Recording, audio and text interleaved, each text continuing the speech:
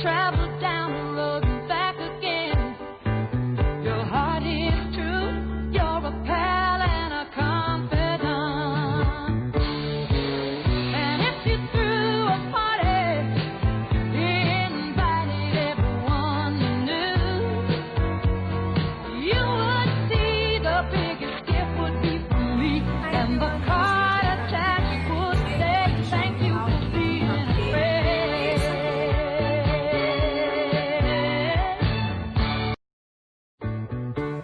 Thank you for Hi, boys and girls. being a So what I have for you today is this super Travel down cool. the road and back again. Your heart is true. You're a pal and a confidant. And if you threw Hey boys and girls, club, this is Isaiah from Del Valley High School, and today I'm going to show you guys how to make this really fun birdhouse, which you would see the biggest gift would be from me, and the card attached would say thank you for being a friend.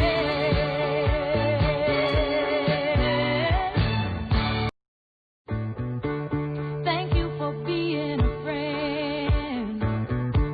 Travel down the road and back again. Your heart is true. You're a pal and a confidant. Hey guys, And so if you today threw a I'm party, going to show you how to give your dog invited everyone you knew, you would see the biggest gift would be from me, and the card attached would say thank you for being a friend.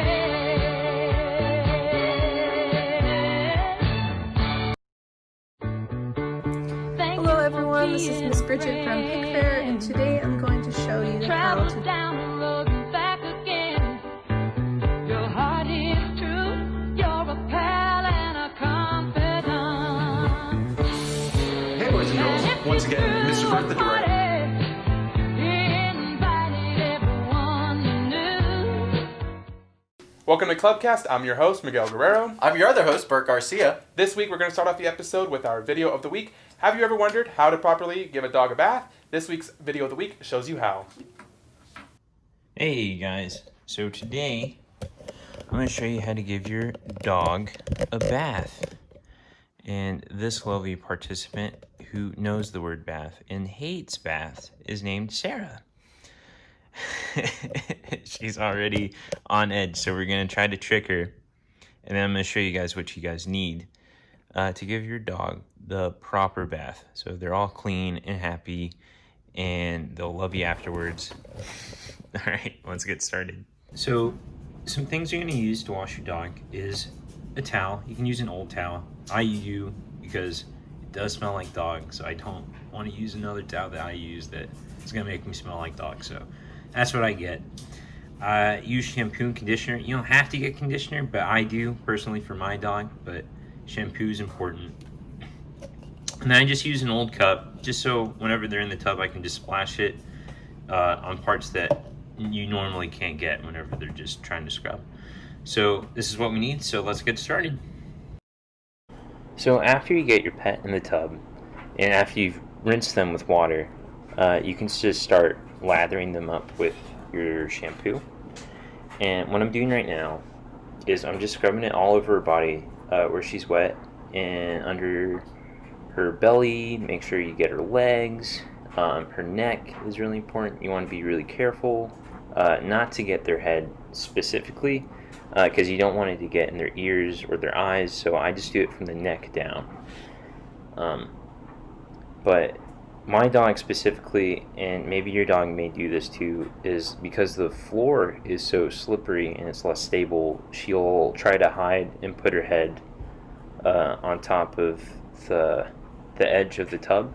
So try to keep them stabilized any way you can. I usually keep one arm on her at all times, so she just kind of feels a little bit more comfortable. And yeah, and then as soon as you got done scrubbing, you can just start rinsing them with water and go from there.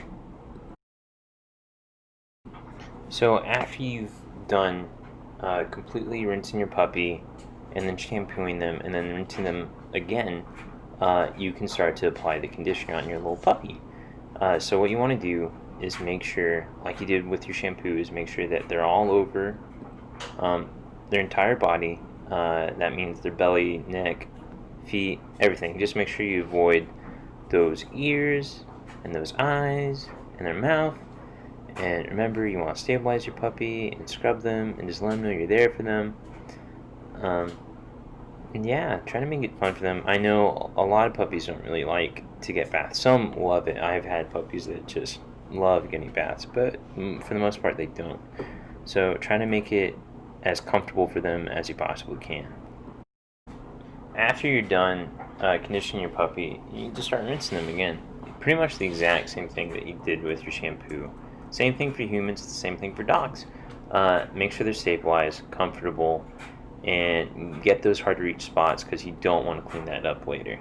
After you're done rinsing your puppy from the conditioner, you can just dry them off. Now, I personally dry the puppy off inside the tub first, and then once I feel like they're more dry than wet, or at least damp, you can just take them outside the tub and just dry them on the ground, dry them on the floor, and let them roll around. They love doing that.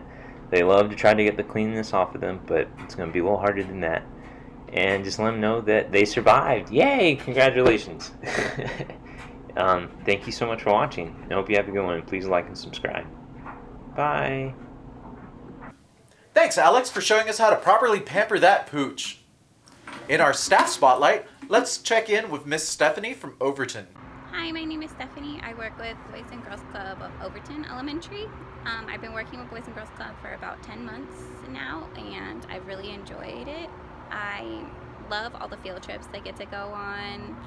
My first memory of Boys and Girls Club was getting to go to the opener UT game last summer, and it was so much fun. The kids had a blast that we took. My favorite thing about Boys and Girls Club is getting to connect with kids with my love of sports and getting to connect with those kids who love sports as well. I love volleyball and I love getting to teach kids how to play. I also love playing other sports with them like football and basketball, and the kids teaching me how to play soccer.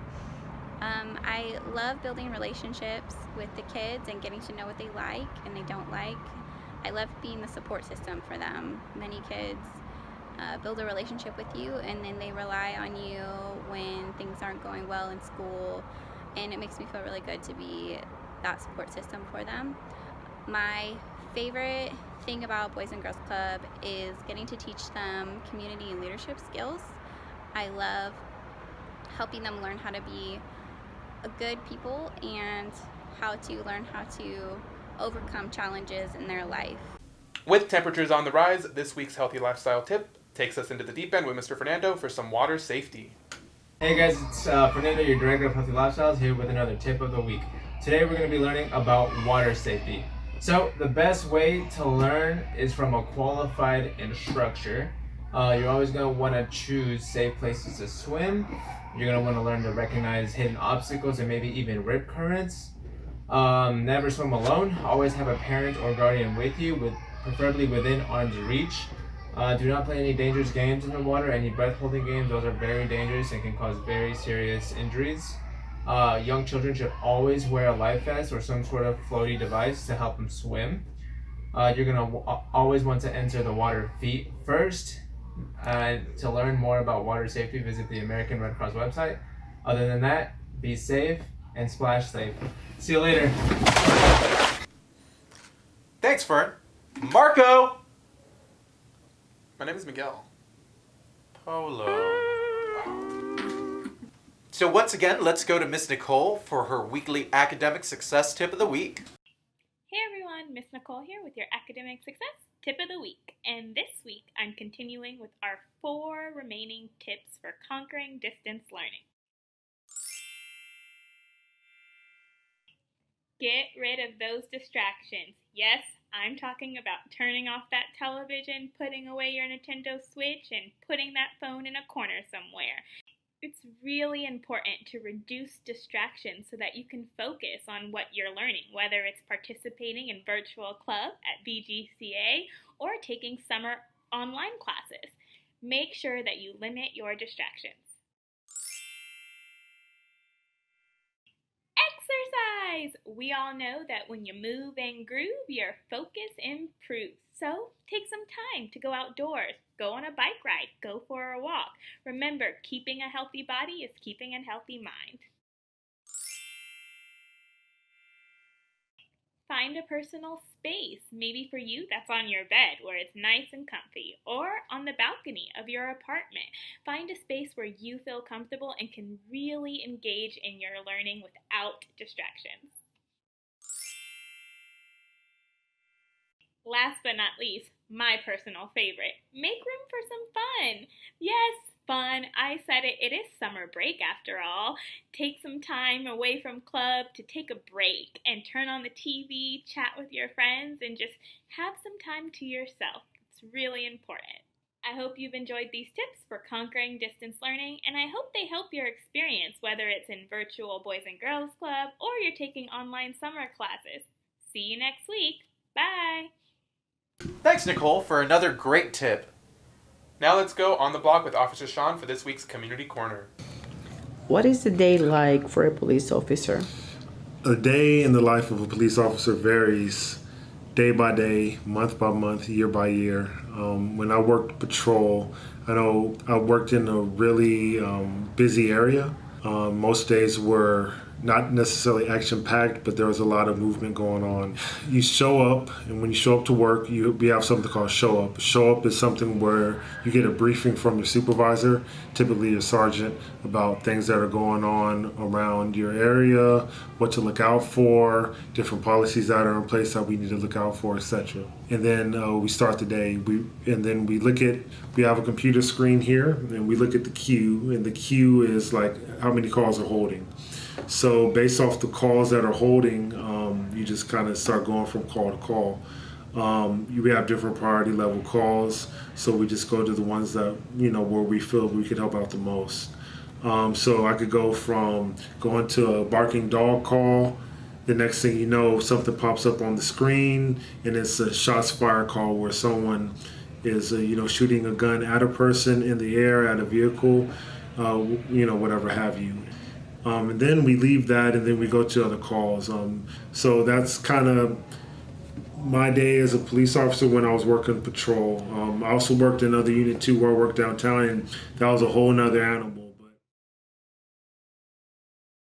But there's a perception out there as far as police officers being, kind of the boogeyman or the bad guy. I want to say that a lot of officers are really good people in general, and I think that people just get a misconception about, me and who I am as far as like a person. But at the same time, I have to realize that they're not attacking me as a person, they're attacking the badge, they're attacking the uniform. So I just have to realize that and take that with stride. Another thing that is the least favorite thing about being a police officer is the fact that we are dealing with people, that are, dealing with something on their worst day. And sometimes that's a little heartbreaking to see, people going through, struggle or suffering. And that's one of the other least favorite things. But at the end of the day, too, it's part of the job. So you just have to, deal with it and figure it out and move forward and help out the best way we can. So. Now it's time for our weekly giveaway where one subscriber will win an HEB gift card.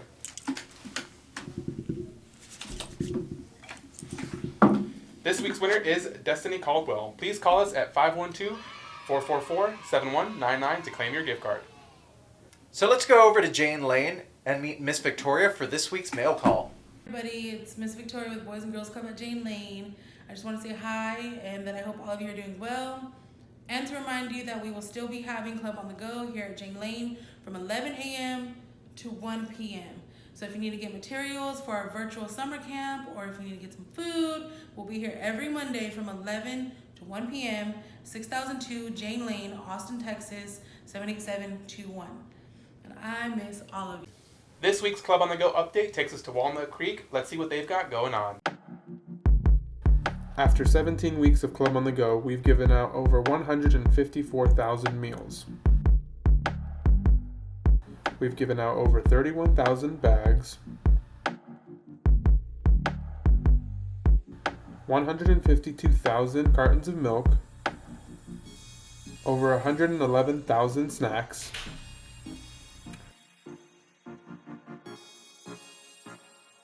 more than 575,000 supplies, and over 4,200 boxes of groceries.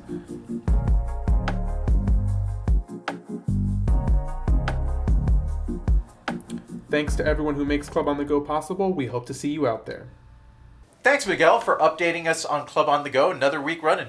Happy to help, Bert.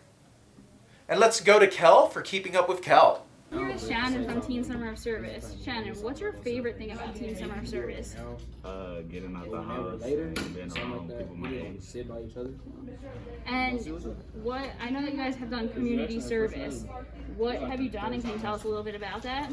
We packed up lunches and gave them to kids and people, and it was hard work, but it was worth it. Is there a specific program that you would say has outshone the rest of it, whether it be road code, I know you do community service, things like that? Community service, honestly. Code. What's your happy moment? I'm just happy to be around my kids. Period. It makes me happy. It makes my heart happy. If there's one piece of advice that you can give to our younger Boys and Girls Club members, what would it be? Stay in Boys and Girls Club. It's worth it. Thanks, Kel, for answering those burning questions.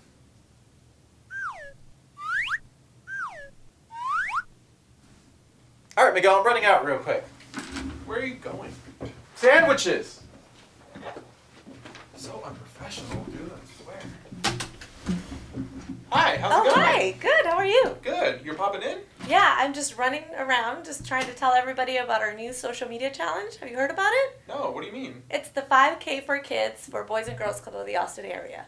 So, run a 5K, donate in increments of $5, and nominate 5 people on social media. Wow, that sounds really fun. Yeah, it's really fun. So where do we donate? You donate at bgcaustin.org, but first step is to follow us on BGC Austin on Instagram or Facebook. Wow, thanks for coming by. Yeah, of course. Thank you. Bye.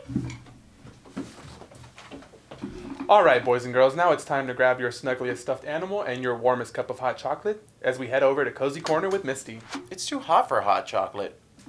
Come on, man. Hi everybody, I'm Misty Potter and I'm the CEO here at the Boys and Girls Clubs of the Austin area.